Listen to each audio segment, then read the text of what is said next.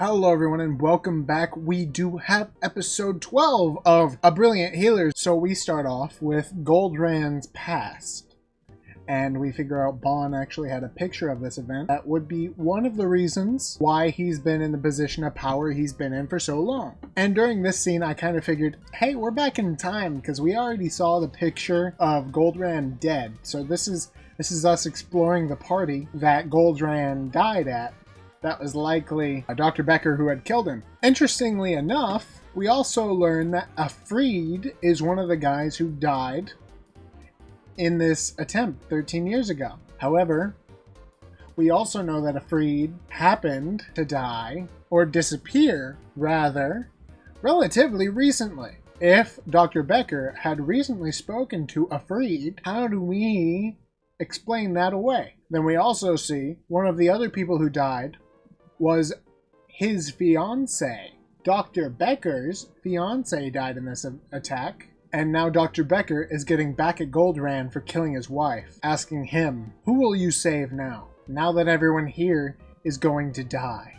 Of course, we have our whole cast of our three crew here. She comes in and says, well, Uncle, what are you doing? Why are you doing this? This is bad. Zenos remembers the old line that Dr. Becker asked him a while ago and says, when you ask me about picking up the coins and which ones I would pick up, I would pick them all up. I grew up poor, so I pick up all the coins because I'm poor, and I cannot relate more to that. He ends up saving everyone at the party.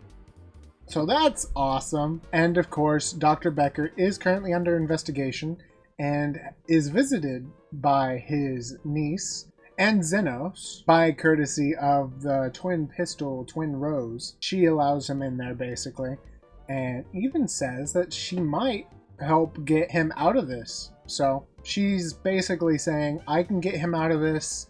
I'll pull any strings that I can for you. And of course we also learn that Dr. Becker wasn't actually going to kill anyone. He used a paralyzing agent, but someone else slipped in the poison. And that begs the question, who was Afreed? Or rather, what was Afreed? And then we see Afreed here being the same guy that the Rising Phoenix, or whatever the party was called, went to turn that guy into a giant golem. So, with this guy still in the picture, and actually kind of upset at Zenos for showing up here, we continue to have this whole plot grow. Of course, Lily does eventually call this guy Big Bro. She calls him Weird Big Bro, and he's freaking out. He's super hyped up. This is his hyped up face. Okay.